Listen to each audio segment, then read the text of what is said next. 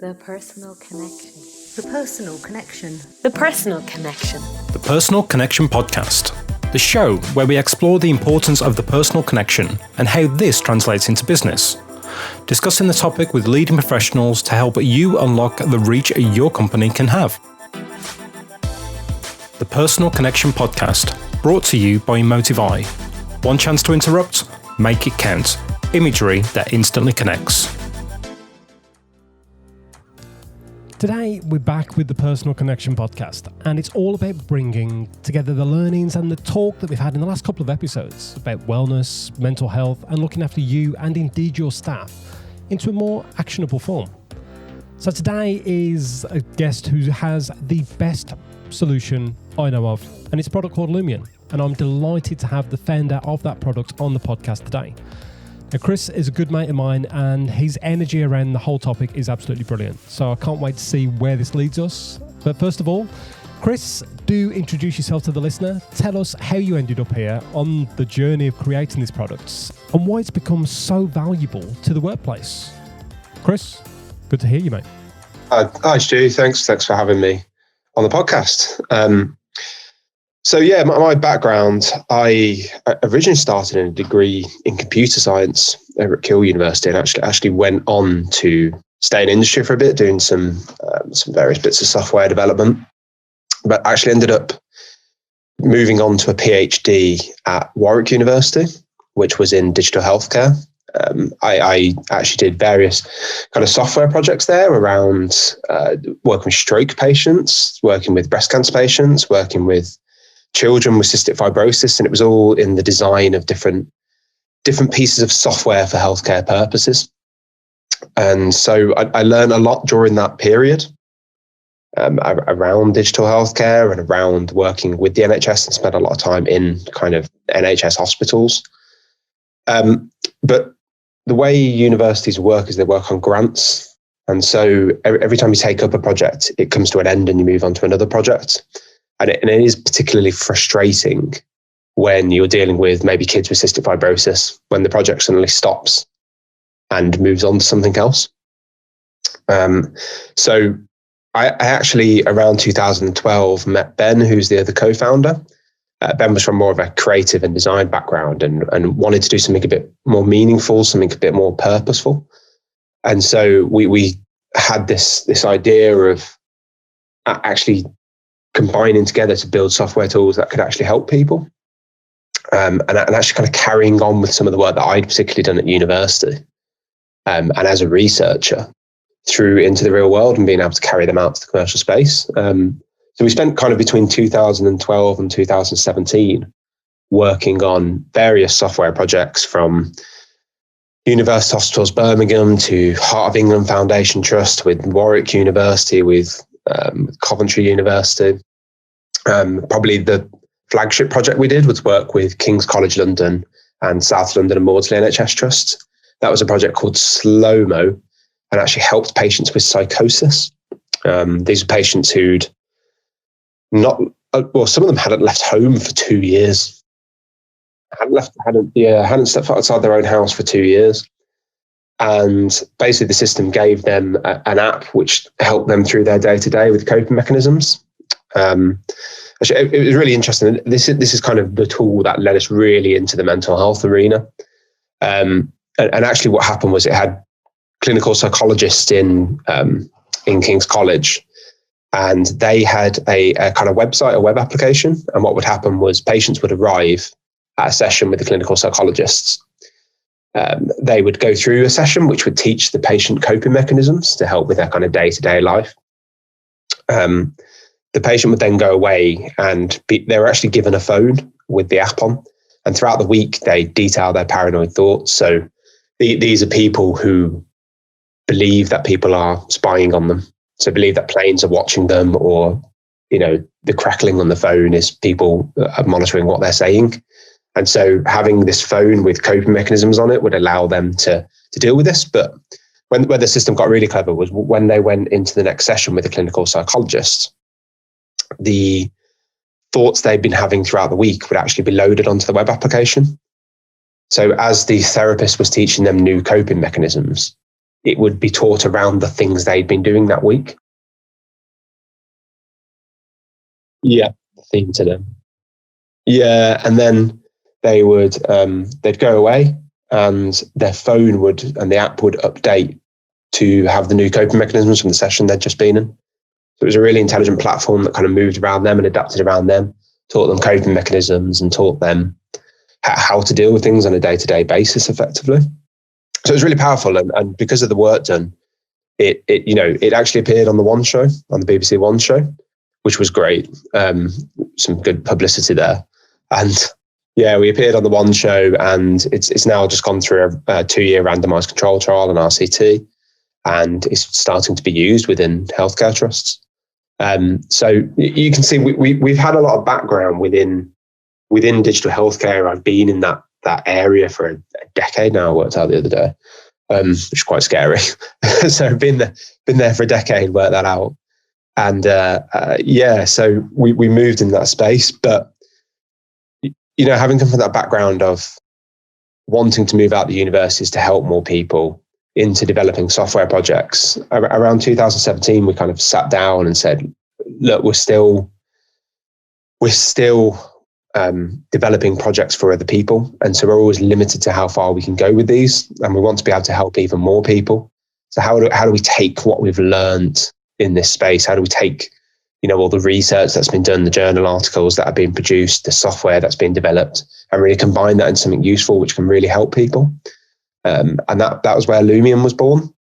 And it was that idea of actually taking what we'd learned within mental health and seeing how we could apply that into the kind of commercial sector, and see how we could begin to embed things within companies and embed mental health within companies. Right. Okay. So before we dive into what Lumion is, which of course is the main purpose for you being here, let's talk about the whole space of digital healthcare. I think it's just incredible. It's so powerful to use technology like that. I mean, you're just talking about that one example, but it's so powerful to know that you can be of assistance. You can help people literally 24/7 by creating that solution. I'm just imagining the power of having that constant, whether it's logging in or logging the support side of things, or being able to deep dive into it as the patient or the practitioner indeed, that information must be so powerful. Yeah, absolutely. I mean, there are obviously a few tools around at the moment, and they're growing. A lot of them are designed around therapy. So there will be sort of, you've got your Headspace and you've got your Calm. So you've got your kind of mindfulness interventions and your ways of helping the general workforce. I think from our point of view, what we've always been kind of really keen on is the fact that we feel that companies need to think more about facilitating mental health and facilitating well-being. So actually providing people with their own choices around it, because there are so many tools out there and so many ways of doing things. Yeah, and I guess there's no right or wrong way, is there? Because it's such a personal thing, and mental health, mental wellness, it's such a big topic, and I think in ways it's still quite taboo, which is a damn shame, especially in the workplace. And some companies will go along the whole exercise of bringing in a practitioner, lead a course. Basically, it's the tick box exercise for them for the year. But does that really benefit anyone? Apart from the corporate company, ticking a box, strategy done. But I think if companies are really sensible, probably the people that are within the business. And at least for most businesses, then surely investing in those people properly means better turnaround, better working environment, better quality of work, and above all else, staff retention.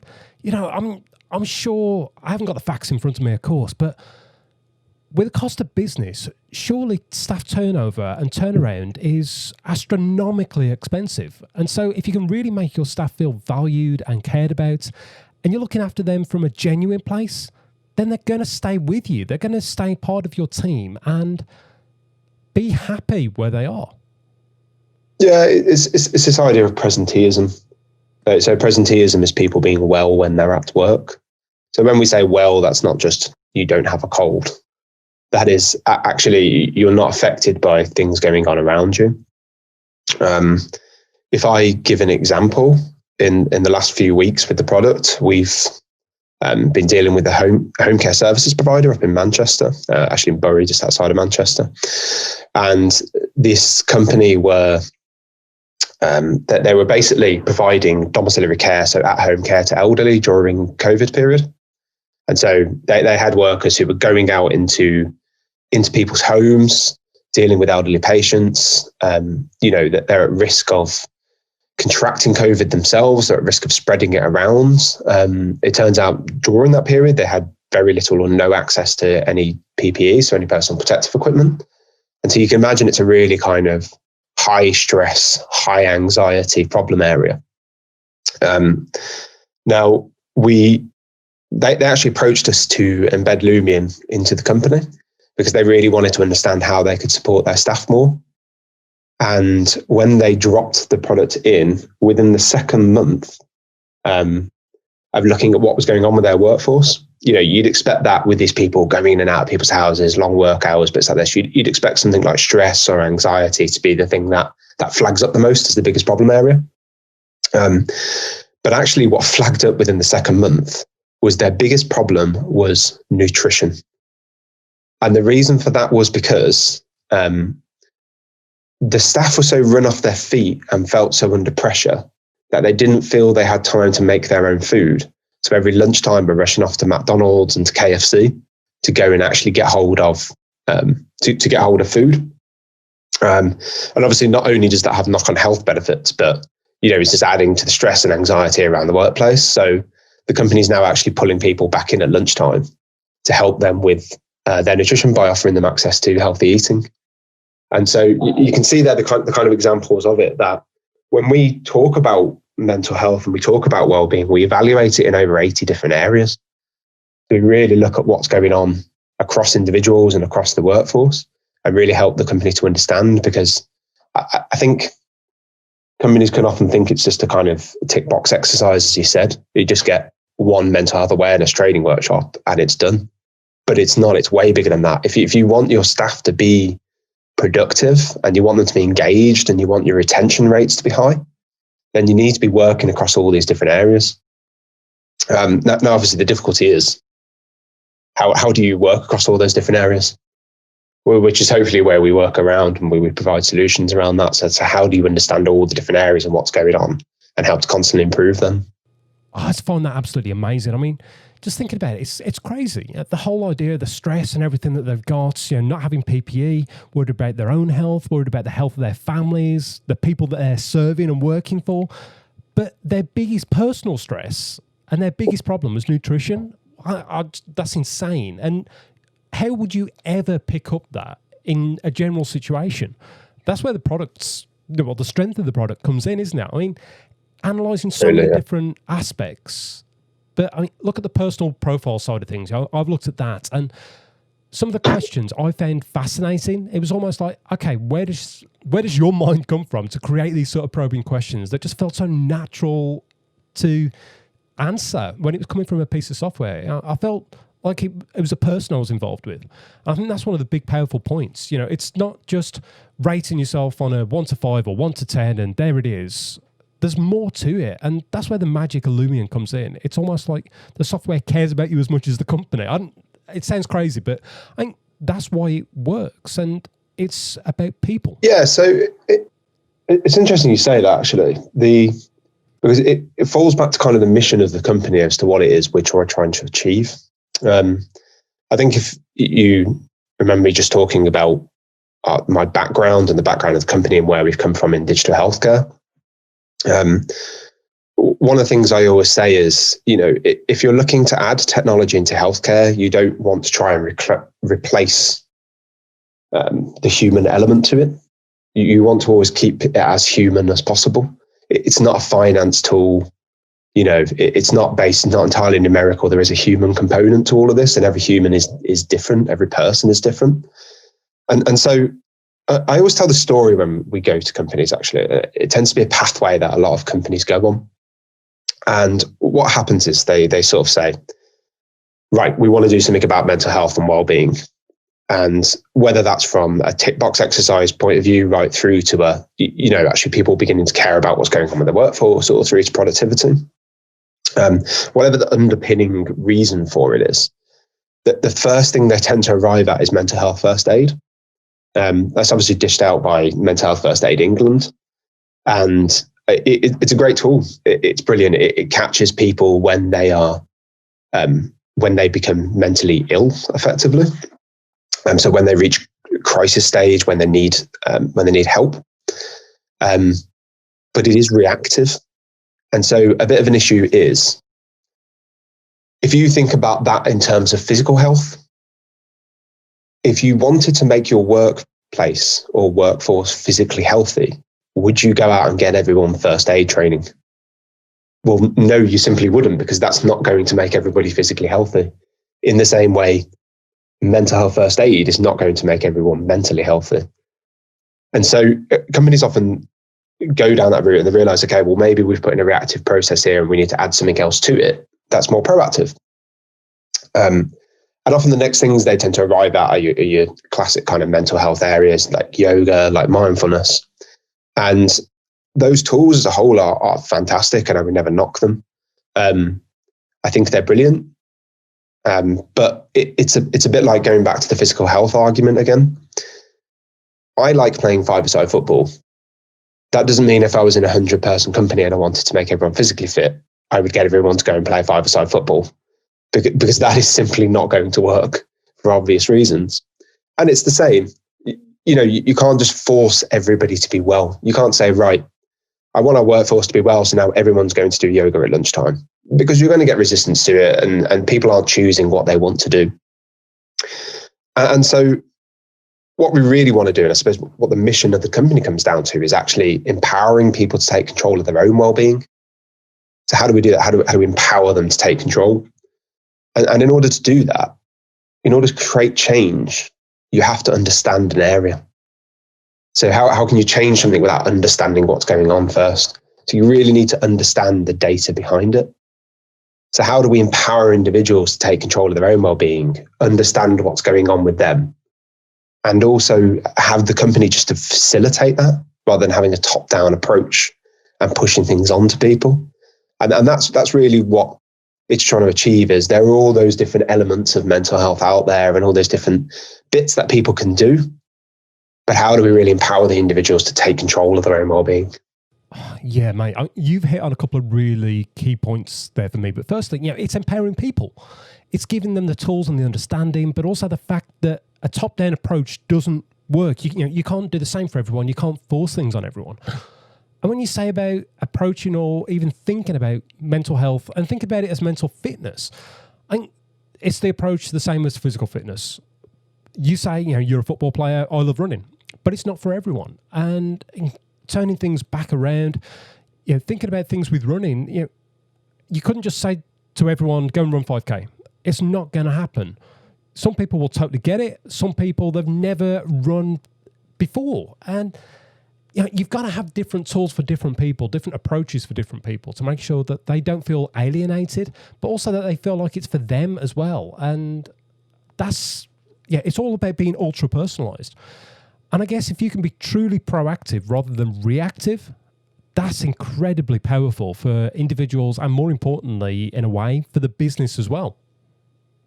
Yeah, absolutely. And I suppose, it is around that. How do you provide that element of choice? The tool we've got, it will make recommendations about things individuals can do, and it will make recommendations about things the company can do to help support that. Sometimes they involve, bringing in external providers. Sometimes they involve bits they can sell it themselves, workshops they can sell it themselves. But it all comes down to choice, really. How do you facilitate that, and how do you make it so people have those different options of what they want to do? Yeah, absolutely. I mean, we're talking about things in such detail here, and I'm almost guaranteeing that the listener is thinking, how on earth can one piece of software actually do all of this? So, heck, let's cover it. How does Lumion work? The reporting side of things and everything. And how does it give things that are truly actionable? How does it work for the user, the individual working in the company, and how does it empower the employer? And how do they use the tool to truly make a difference? Yeah, so what happens is roughly every week, an employee receives a set of multiple choice questions to their inbox. So it arrives over email, they click the link and it opens up a set of multiple choice questions. The questions don't, there's some tools out there that will say rank your anxiety or rank your stress, but I have no idea how anyone would be capable of doing that. So what it asks is a set of indicators of mental health and well-being and how well you are at the moment. So these are things such as, in the last week, have you slept less than 6 hours a night? Have you felt more distracted than normal? Have you noticed your diet changing recently? So it really, they're short, sharp answers, and they always come in the format of never, some days, about half the days, most days, every day. Always the same answer, and they take, on average, 1 minute, 43 seconds to complete. So it's 1.5 minutes to 2 minutes a week to quickly answer around 7-8 questions. And once that's done, you then receive a report. You always get the report once you've answered a set of questions. If you choose not to answer the set of questions that week, you don't have to. You can answer them as frequently as you want to. It's just every time you answer a set of questions, 7 days later, you'll get another set of questions. So you can answer them as frequently or infrequently as you want to. But every time you do answer them, you'll receive a fresh report. And that contains a breakdown of your well-being in over 80 different areas. So everything from general mental health, stress, nutrition. It contains bits about relationships, about conflict, loss, all sorts of different areas within it. It's around physical health. And I don't want to sit here and go through the list of the 80 different areas that it contains, but it's actually quite easy. If anyone wants to see an overview of that report, you can head to the Lumion website and you can actually get a free demo of the individual tool and see what an individual sees or sees what an employee would see. For companies that are interested in it, the companies actually receive a monthly report. Now, the monthly report will detail the company's current well-being score, how much productivity they're losing as a result of poor well-being, and actually what that's costing them per employee and what that's costing them across the workforce. And it will break down across all the kind of 80 different areas where they're losing the most productivity. Now, the company at this point can choose to either let the system, I suppose, run its course, and what it will begin to do is make recommendations to the individuals about things such as, making sure they maybe understand their pay slips if they're struggling in financial well-being, or make sure they go to bed at the same time if it's around sleep, or, simple bits of advice and pockets of advice like this. But where the system becomes really powerful is if the company chooses to really start to action things and facilitate things. So, for instance, if sleep was a problem, they may choose to set up a sleep hygiene workshop. If financial well-being was a problem, they may choose to set up a financial well-being workshop. When they put this on, they can actually load those workshops onto the platform. That is in addition to any other employer benefits they have running. Now, all these benefits and these workshops can actually be mapped to areas within Lumion. So when a person is running through their individual report within a company, if they are struggling with, for instance, financial well-being, they will be mapped to financial well-being benefits within the company. Or if it's sleep, they will be mapped to sleep benefits within a company. I suppose we've all seen an employee benefits page somewhere in a company whereby there is a big list of employee benefits that's somewhere on an intranet or a company website, and you think they're really good at the time you read them, but then you often forget about them. So how do you get people accessing them at the point they actually need them?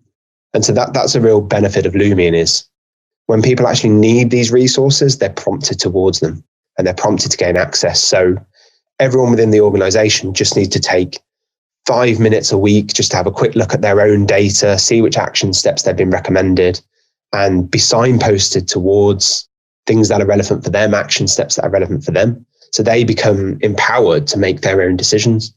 And the company in the background just needs to facilitate that rather than trying to figure out what suits every individual within the company. They can allow the system to map what's needed towards them. Okay, I'm not being funny. That's brilliant. A company that can actually truly care and truly get inside what's going on in their workforce without it taking up all of their time. That's the other point. The software is doing it. It's doing it for them, and it's giving them that power. It's giving them that understanding. Where otherwise, how would you have got that information? You'd had to have deep and meaningful conversations with every single person, and we know those conversations, some of them wouldn't bring out the true and honest answers anyway. People are good at putting on a brave face. You've already mentioned it with online meetings. But with the platform that they get to know and trust, they can be completely honest because there's no reason not to be, and everything then gets served for them. I think the whole idea that you could say where there was gaps and opportunities to really transform your employees' lives, how powerful is that really? I mean, you can jump on as an employer and actually they're going to be thinking that they care. That's cool, man. I mean, cool features. And I love how it comes back to almost adding in the caring elements rather than it just being about figures and stats. But of course, having the stats and figures in there is useful because you want to get the FD of the company. It wants to see actual effects it's going to have. Because any investment has got to have returns. And the fact that it's there straight away in front of them, I think that's just so powerful. That's brilliant. Yeah, and I think at the moment as well, it's even becoming more to the forefront as more offices become remote, because we've lost this idea of the kind of the water cooler chat and being around the water cooler discussing how we're feeling or what's going on at the moment. Managers inherently don't have their finger on the pulse as much as they would have historically had within an office, because you don't pick up those emotions over Zoom. That when you speak to people for half an hour in a meeting, people have a front, and so how do you get that information? And I suppose it is useful to have that constant data about what's going on across your workforce. But the other bit about it being remote is it's become more commonplace now to access tools like Zoom. So it's normal for people to attend webinars. So actually, what we have, some companies we're talking about this with, is the idea of hosting workshops as webinars. So you can really deep dive into supporting people on things they maybe wouldn't normally talk about or attend physical workshops around. So I was speaking with someone a few days ago about the area of relationships. So it was particularly broken down subdomains within the Lumion system talk about conflict and loss and jealousy. So this may be an area where someone's been through a breakup, or they're grieving, or they're struggling with something, a particular relationships at work. And the company can actually help to support that by putting on workshops. But if it was face-to-face, people may not turn up. But hosting a Zoom webinar means people can actually attend these workshops. So they find out about them through Lumion. They're mapped to them as told as something that may help support them. They can attend the webinar without anybody else in the webinar seeing they're there, and then go back to their normal day-to-day job, I suppose. And the company in the background will see that people are attending these, people are getting benefits from them, the data's changing, without ever having to force anybody to do these or to make them have to feel they have to reveal themselves. And, later on, if people decide to talk about it, or they talk about any particular area and start to promote it, then what we're really doing is encouraging that conversation around mental health. But again, it goes back to this idea of empowering those individuals to make their own choices and be able to attend things without the fear of managers spotting what they're doing or watching their own well-being or mental health.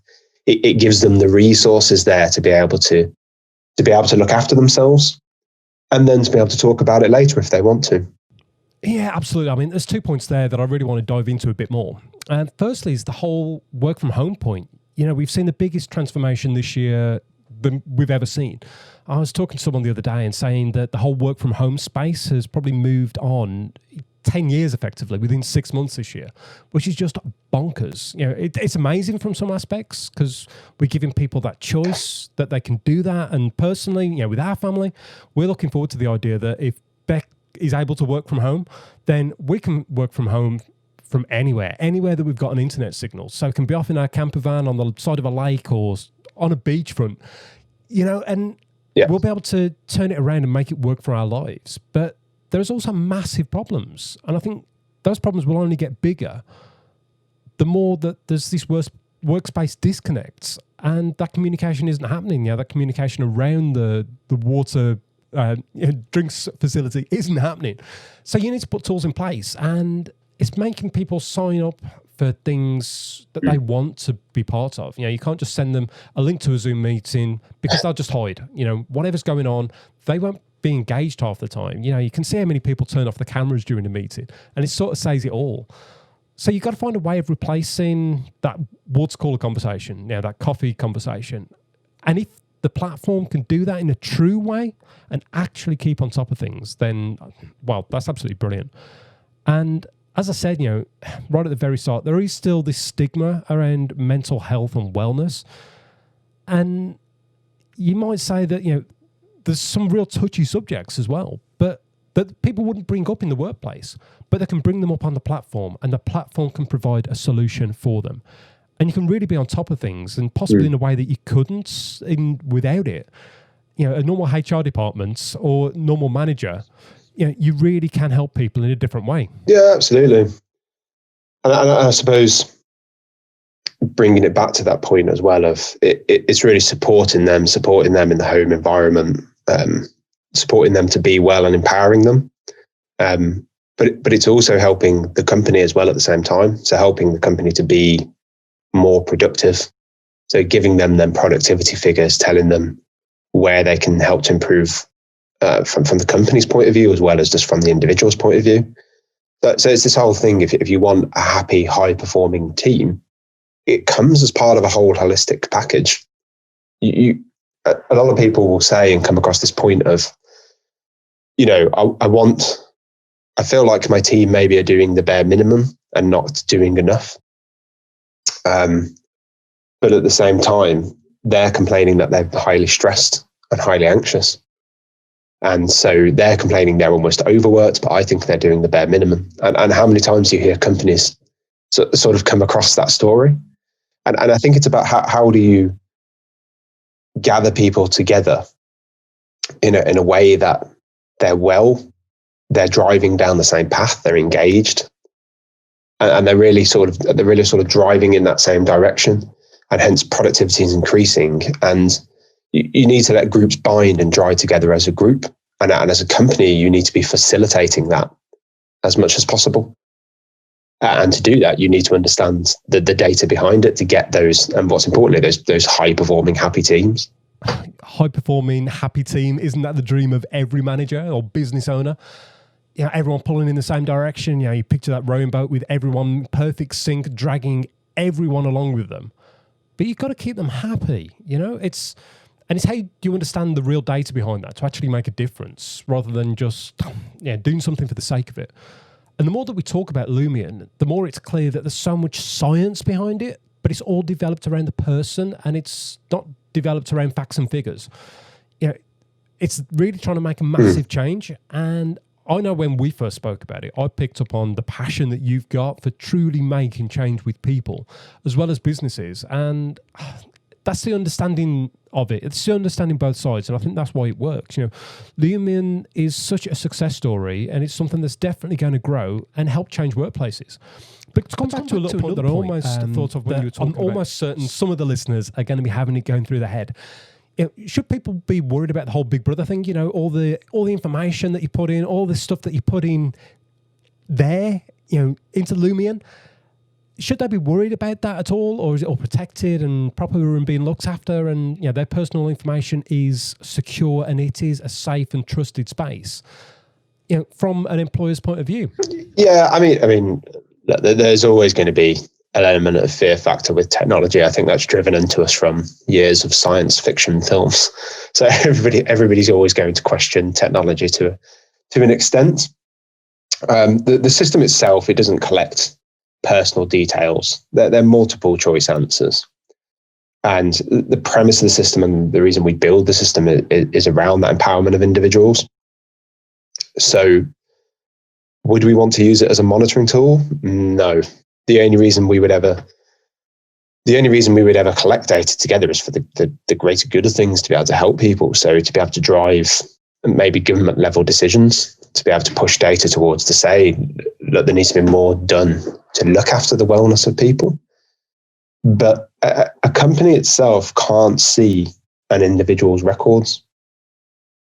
So the whole point we're steering against is, if we want people to truly report on mental health and report on well-being into a system that gives them the tools they need, they need to not be monitored by the company, because that's not the purpose of it.